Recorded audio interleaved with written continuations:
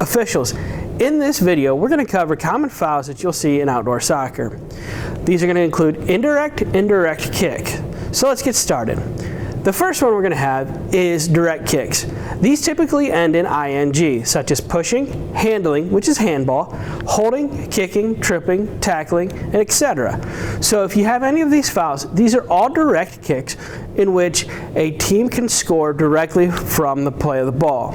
If they happen within the penalty box, they're going to be kicked from the penalty line, which is 12 yards from the goal, and we have that marked on our field.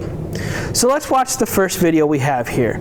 As it rolls through, you'll see that the play goes up the field and that the blue player steps in and body checks or pushes the yellow player out of the way. Though it may seem like a minor bump, it knocks the yellow player out of where they were going. So we need to make sure that we call this foul immediately and give yellow the ball from where it happened. In this case, it happened outside the box, so it'll be a direct kick from right there. The next one we have is the blue player comes up. It is stolen by the yellow player, and our official's in good position. And you'll see the blue player step in and push the yellow player out of position.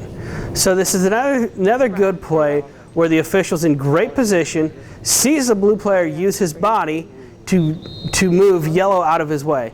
If you see this kind of displacement, we need to make sure we put air in the whistle and we give this to the yellow team. If this becomes an egregious act, we need to think about giving out cards for this. But in this case, this is only a yellow card. As we let this play roll, you'll see the green team throw the ball in, and it hits the blue player, the ATO player, in the arm. As you hear the sound on this video, you'll realize that the blue player realized that it hit his arm and it was a handball. Though it was intentional, his hands were outside his body frame. If somebody uses their hands to protect him, such as this, or over their groin, we do not call a handball on this because it's protecting their body. Since his arms are outside his body frame, we're going to go ahead and call this a handball. In these kinds of situations, you can watch and read and react to what the players do, and if you can see they kind of hitch or stop, there's probably a penalty there, and that we can blow that one dead. As we let this next play roll, you'll see the ball go up and hit the red player in their arm. In this instance, that's also a handball because their arms are outside their body frame. Though it doesn't cause much of a misdirection of the ball, it does cause them to retain possession. So the officials on this one may have missed this call, but we've got to work hard to get on our angles to see this.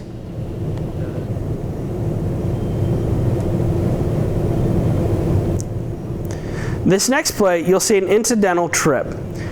Though the green player may have missed the ball here, she tries to get it with her back foot and accidentally trips the yellow player. Though it's not intentional, we still need to put air in this whistle to make sure that we make this call. As you can see, she didn't do it intentionally. If she does it intentionally, we may give a yellow, if not a red card in this.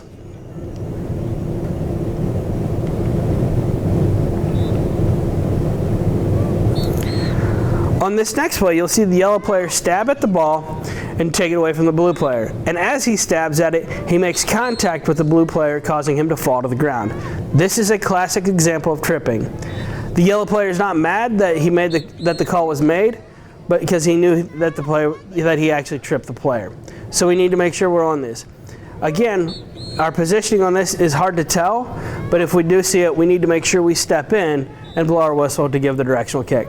Remember, whenever we give a direct kick, what we want to do is blow our whistle and give a signal like this. This will allow us to tell us which way we're going to go. If people don't know, we can then step in and give them the color and put them where the spot is. If the wrong team tries to play the ball too quickly, we can go ahead, blow the whistle, bring it back, and put the right team in position.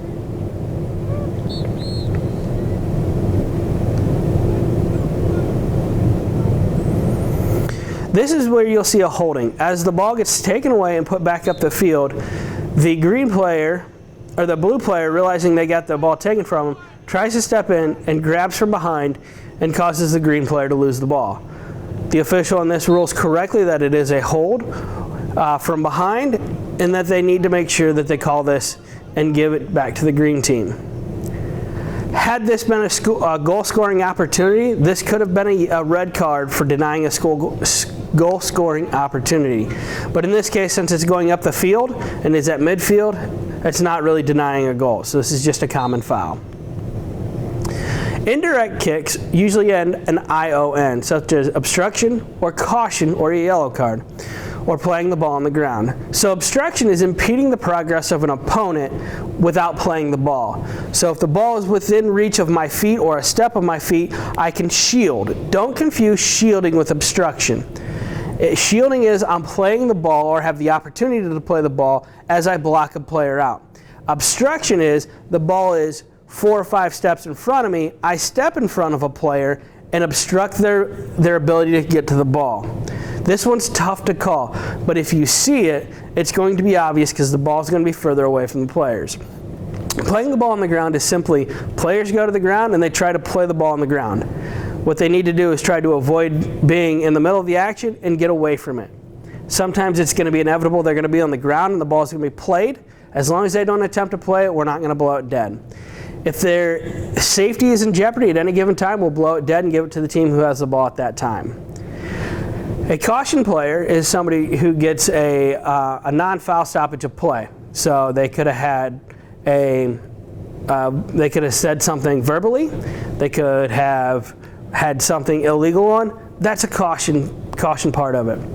The next one is touching the ball a second time before the ball has been played by another player, such as on a kickoff, or a free kick, a throw-in, corner kick, any of those.